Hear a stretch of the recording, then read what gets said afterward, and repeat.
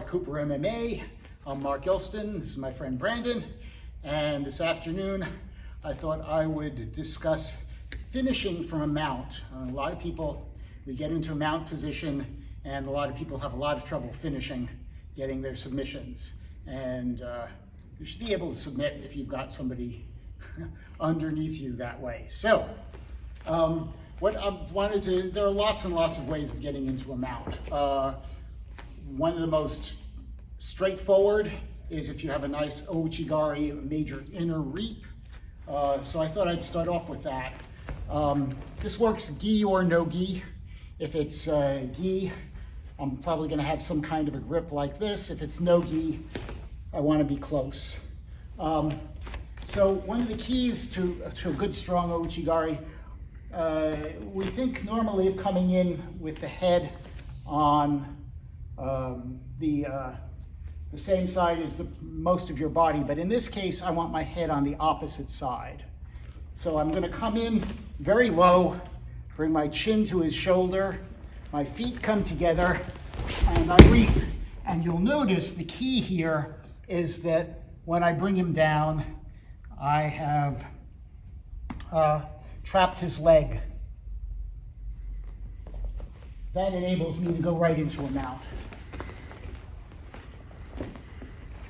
So we come in, I get up close, reach, and do a knee ride, and then my other foot comes up and over. And here I am in a nice mount position. It also has the advantage of I'm pinning his shoulder down, so it's hard for him to get up, even to use this hand effectively. I like this sort of central mount. I like to get my heels under my opponent's butt if possible. If he starts bucking, it's very natural for me to get there.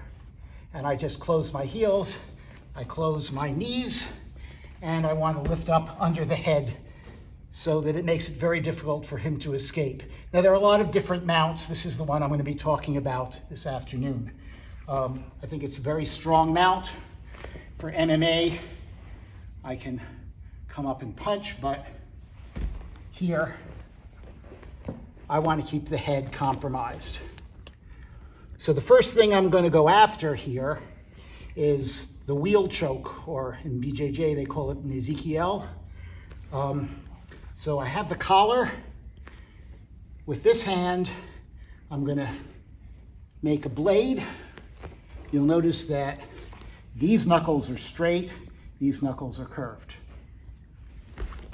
I use that, I come in right behind the ear and follow the jawline till I can reach my own sleeve. From here, I can bring the elbow to the ground,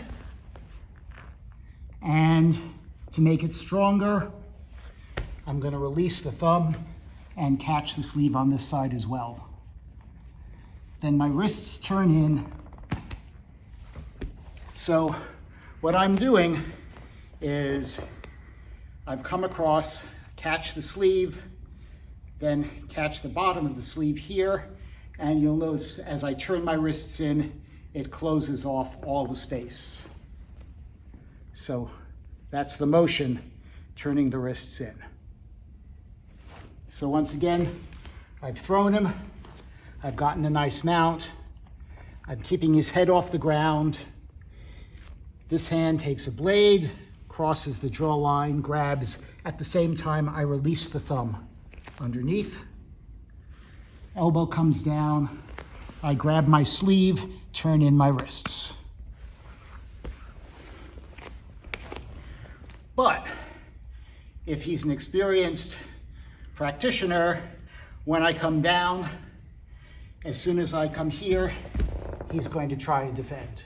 Now, I'd like to start off with just a pure defense where you're protecting your neck, all right? So here, if his neck is tight, I can get back here, but it's hard to get my blade of hand in. There are chokes that I can still do depending upon his defense.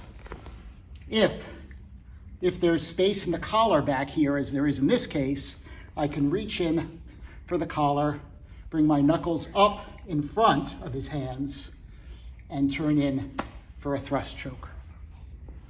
That's the ryote jime, the two-hand choke in Judo. If his hands, though, if he's really pulling out all the slack from his collar, or if his hands are crossed, then it can be very, very difficult for me to get in at all. So what I'm going to do here is take advantage of this gap between his elbows and his ribs. So here, I bring my feet up, and I'm going to keep riding up with my knees until I get under his armpits. And you'll notice now his arms are basically useless. They're very weak. I'm not going to go for a choke here.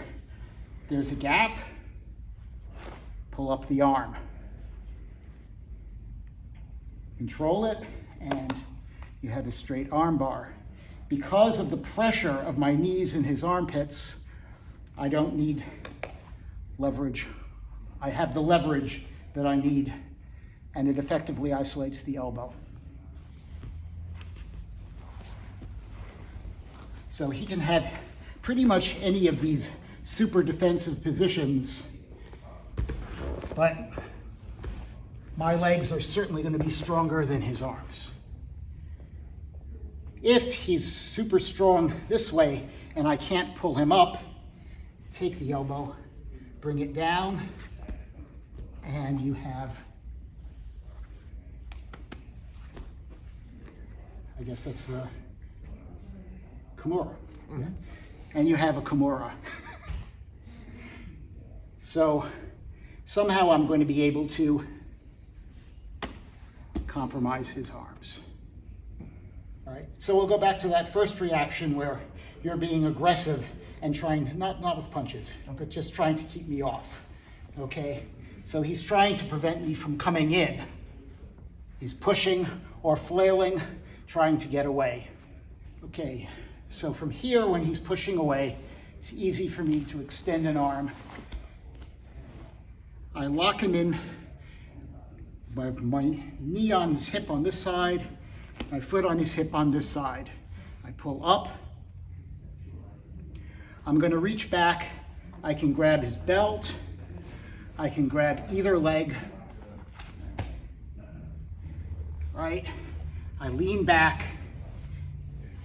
keeping the pull, sit, and bring my foot over. My feet are crunching. Lock the knees together. Take the arm towards the pinky.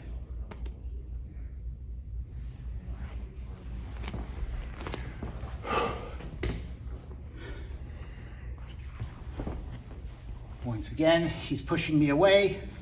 Grab an arm. Foot comes up. Grab. Lean back. Foot comes over. When I sit, whatever I've got here, I'm going to pull. So I'll get him as close as possible. I do not want any space between my butt and his shoulder. My feet crunch down. I lock my knees together. Wherever his pinky is pointed, that's where I bring his arm. If he tries to defend by turning his hand up, I just turn the hand down, and I can still finish the armbar.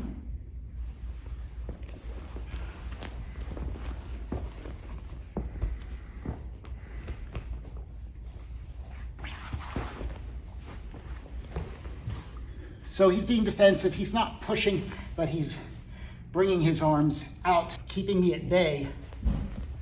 I go to grab this arm, he pulls it back. I take the other arm. I don't have to pull this one straight. It's not important. He's maybe afraid of a straight arm bar. Once again, this foot comes up. You'll notice I'm just using the arm to raise him off the ground. All I want is to get his shoulder above the ground. My foot slides under. This is the S mount. From here, I'm going to bring my foot up and once again go over to this side. And you'll notice when I pull the arm, what happens to this arm? That's the key. So I've pulled this arm, but this one came. Now the foot comes over, and once again, I can finish. And because of the angle here, I do want to try and keep my knees together, but my knees are not locking his arm in place. What my knee is doing here is keeping this arm from defending.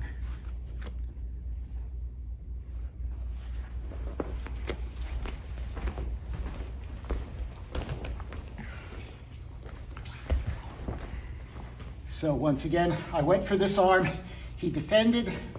I go for the other arm, pull the shoulder up, and move into that S mount. I'm going to continue pulling on this arm, use that to bring my leg over. Either way, when I come back, this arm is hanging, extend it. And again, I'm going towards the pinky. I don't know where the pinky is going to be, but I'm going to go in that direction.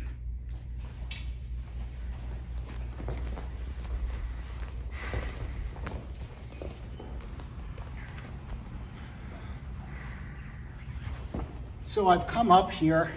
He's a high-level practitioner, and I go for this arm, and when I get the S mount, he knows where I'm going to go after. So as soon as I bring this leg over, he ducks his arm underneath. This appears to be a triangle, but the triangle is an awkward angle. So I'm not going for a triangle here. If he's really savvy, he'll just duck his head as well as his arm, and then I'm here, and there is no triangle. Either way, I'm still going to go to the same side. I'm going to keep going and extend this arm as much as possible. The far foot comes around, pushes off under his head, and now I have this arm bar.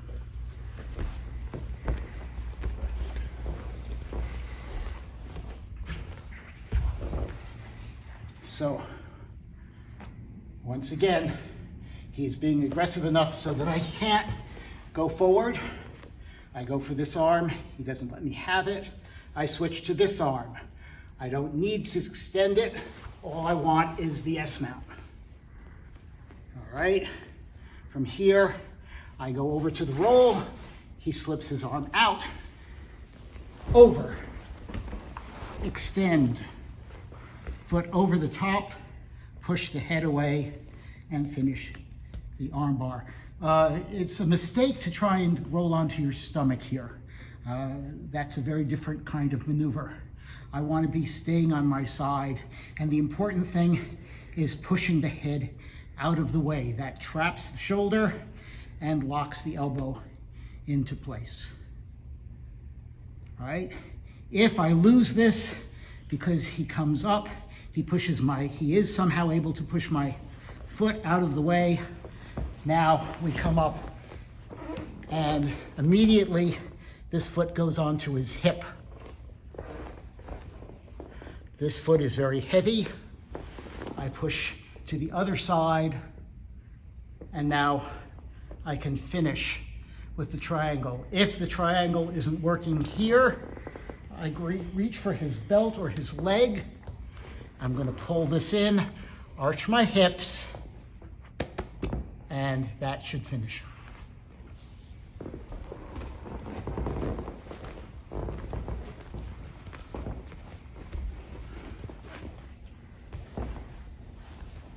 So, coming in, here, over, pull, but he stops my foot. Triangle, foot on the hip, go to the other side, heavy top leg, cross. I definitely want my ankle to be behind my knee, grab for the belt or his leg, arch. So there you have a fairly extended integrated attack sequence from a mount. A lot of things for you to try, and Hopefully you'll be submitting from your mounts from now on. If you like the video, please click like and subscribe to our channel, Sarayoko Zenyo, which means maximum efficiency. If you click on the bell, you should get the videos as soon as they're posted. Thank you, Brandon.